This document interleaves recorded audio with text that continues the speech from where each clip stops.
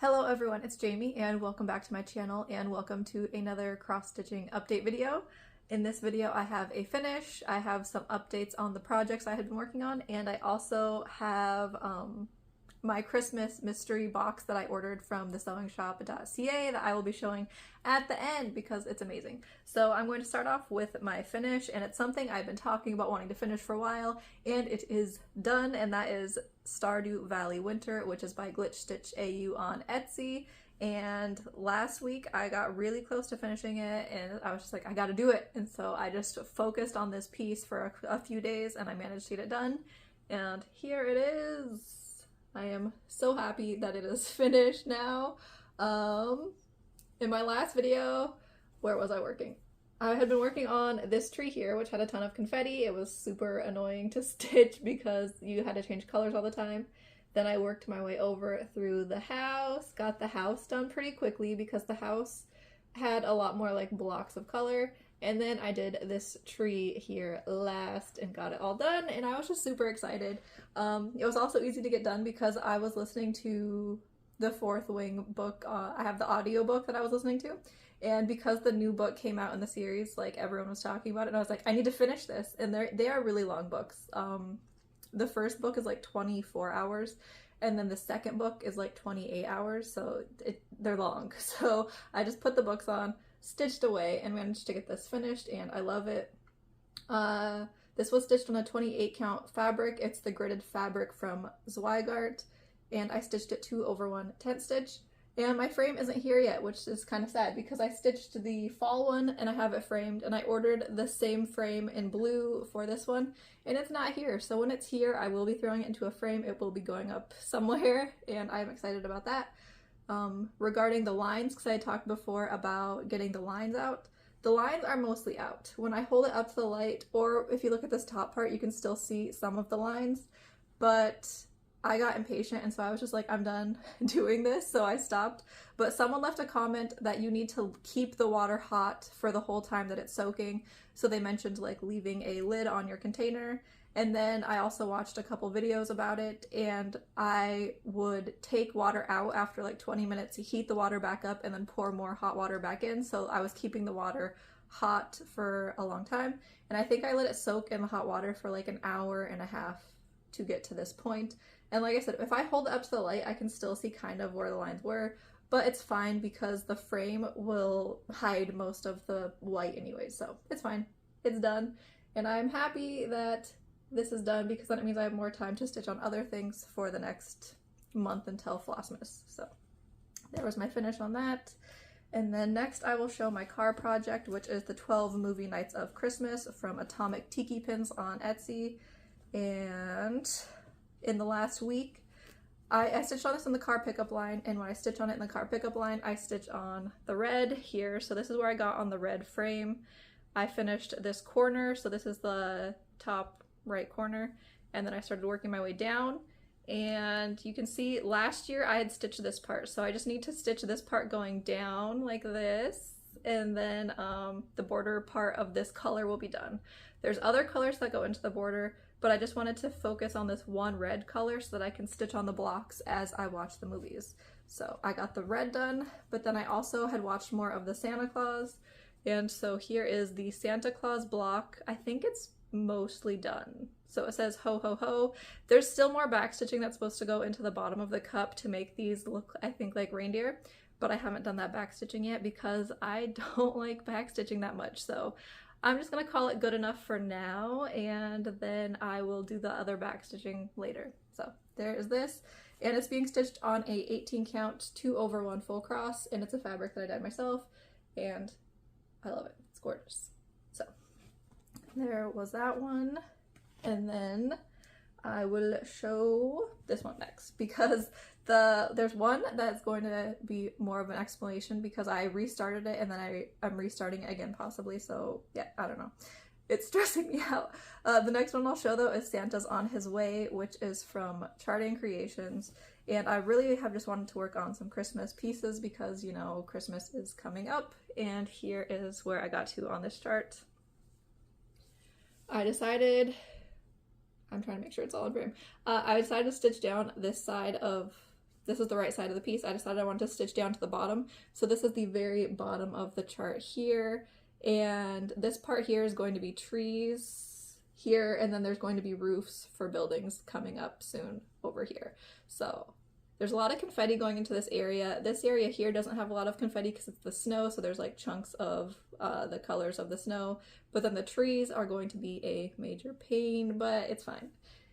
And so you can see now how tall the piece will be. It's not going to be that tall because this is the top here, here is the bottom, and then I can just start filling in over here. You can see the reindeer that I had previously stitched before. I don't know how well you can see it. Here's where I'd previously stitched. So when I first started this, I started it in the middle because I like to start in the middle just to make sure that my piece is centered on my fabric. I don't like it when things are super off center and you have a huge amount of fabric on one side and not very much on the other. So starting in the middle kind of prevents that. So I'd started in the middle, but I don't actually like stitching from the middle. So I'd stitched up to the top, stitched over to this corner, and then had stitched down. And then I can fill in going top down because I prefer to stitch top down. So there was that. And this one will most likely stay out for the rest of the month, most likely. I'll try and do a little bit this entire month just to get this filled in more. But yeah, I love this chart. The colors are so fun. I love blues. Like blues and purples are my favorite things to stitch. The next one I will show is the piece that I try and stitch on every day, and that is Autumn Harmony, charted by Maxine Gadd. And I had been stitching on her every day, and there was a few days that I did more stitches, so I did like 600 stitches on her one day, because I would really like to try, and I'm not going to be stitching on her in December because I'm doing Flossmas and I will be stitching on other things, which this calendar here has my stuff for Flossmas in it, which I'm excited about, but I'll talk about that later.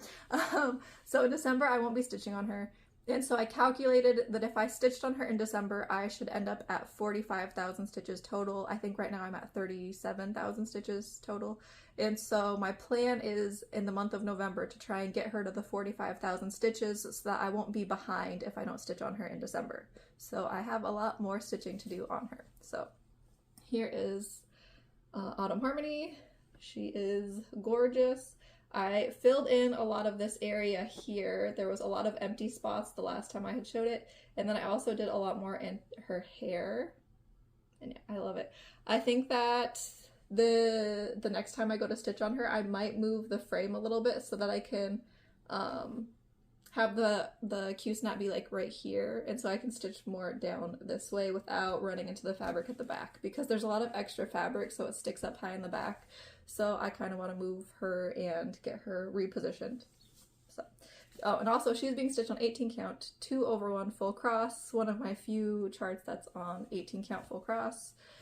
And the next one that I will show is the one that I had restarted it last week, and now I might restart it again. So it's Rainbow Basin, charted by Tilton Crafts. This was, I had started it the first time I ever started it on 36 count, 1/1 tent stitch. I did not like stitching on the 36 count because the light colors didn't show up, so I restarted it on this fabric, which when I bought it, it was a 16 or 18 count, but I measured it the other day and it was measuring at a 20 count. So here is my start on it originally. This is 2/1 full cross, and you probably can't really tell, but it's kind of thick. I'm not a fan of when stitching gets really thick because it gets hard to get the needle in and out. It hurts my fingers, and I also just don't like the way that my stitches end up laying when it's really thick. They look kind of like bumpy, and I don't really like that. And so up here in this top corner, I'm trying not to hit the tripod when I move this. In the top corner, I had done a test patch where I did 1/1 full cross using light colors, because light colors are going to have the most problem on this fabric with show through because the fabric is darker. That means that when I do the light colors, there's a chance that you could see dark through them. So right here I did 1/1 full cross, 3/1 tent stitch, and then 2/1 tent stitch. And then I put a poll on Instagram to see what people thought was the better coverage. Most people picked 1/1 full cross, so I flipped the fabric over and I did a restart yesterday with 1/1 full cross. And I prefer the way that the stitches look now. They're not as thick and bulky, but you can see some of the fabric through. So I need to decide if I want to keep doing it with the 1/1 full cross or if I want to keep doing the 2/1 full cross. So there's the 2/1. They're kind of thick, like I said, but the colors look more vibrant because of how thick they are. Whereas with the 1/1, it's flatter, it looks smoother, but I'm trying to make sure that you can see it. But the colors are kind of not as vibrant because there is the fabric showing through. So I need to decide which one I want to keep going with. So I will most likely put this one into timeout so I can think about it, and yeah. So there was this one. And that was all of my whips. Now I will go into my Christmas mystery box from thesewingshop.ca, which is from Kaylee Tent Stitch, who is on YouTube and Instagram. So, what's included in the box, when you look at it on the website, is it says you get a mystery project bag. It has a mystery little pouch, and you also get 10 pieces of ornament sized fabric, and you can pick if you want it to be 11 to 20 count or if you would like them to be like 22 to 40 count. I do not like stitching on higher count fabrics like 40 and like 36, so I went with the 11 to 20 count because I prefer that. So first I will show you the bag. Oh, then it also comes with a needle minder. So the bag already has stuff in it because I'm using this project bag for my new start in December, which is the chart Christmas 2 from Heaven and Earth Designs. I also this week had been working on kitting up the chart so that I already put it into this bag. So the bag is super cute. It has the animals. They're like little Christmassy. I'll show the back. So you have the little tree. They have little mugs of like hot cocoa. It's super cute and adorable. The bags have a side. She had a video that she put up, I think it was yesterday, on how to make her project bags, and she called this a gusset or box side. So it has this so that you can actually like stuff it and like fit things in more, because like this has 6 floss cards in it. So the bag is like pretty, it would be like if it was a flat bag, it would stick out a lot, but because it has the sides, it can fit more stuff into it. So it has that, super cute. And then when you go inside the bag, there is the little pouch, and it clips on inside. You can remove it if you want, so a little pouch. And then inside the pouch is the needle minder, which is also adorable, and I'll be keeping this with the Christmas project that I start. So there is the needle minder. I love it. So there was the bag. Hold on. Put the needle minder away so I don't misplace it. So, bag. And then inside the bag was the fabric for your ornaments. And I will be using one of these fabrics for the ornament I start next month. I'm doing an Advent ornament that is from, I think it's That How To Girl on Etsy. Every day you get a small amount of the ornament to stitch. And it's a really small amount because I bought mine and I got a PDF version because I bought one of the older ornaments, and it tells you how many stitches that you're going to be doing per day. So like on the most amount of stitches that it has you doing is, I think on the first day you do like 16 stitches. So it's a very small amount of stitches per day. So it's going to be like really easy to keep up with throughout the month. So I will show the fabrics though. This is the one that I think I might use for the ornament because I picked the ornament Holiday Treats, and the colors for that one on the floss like usage is like blues. So I think this one I might do.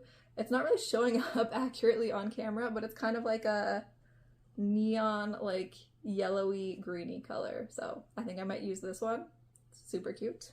I also, there's also this one. I was also thinking about using this one too. It's kind of, like I said, it's not really showing up on camera accurately. It's kind of like a peachy, tanny color. So there's this one. There's this one, which would also be good. This is like a light blue. So there's this. I'm really excited about this one. This one would be fun. I don't know what I would put on it yet. I need to like look for small things because I don't stitch that many small things, but yeah. This. A blue, which is pretty. I love blues.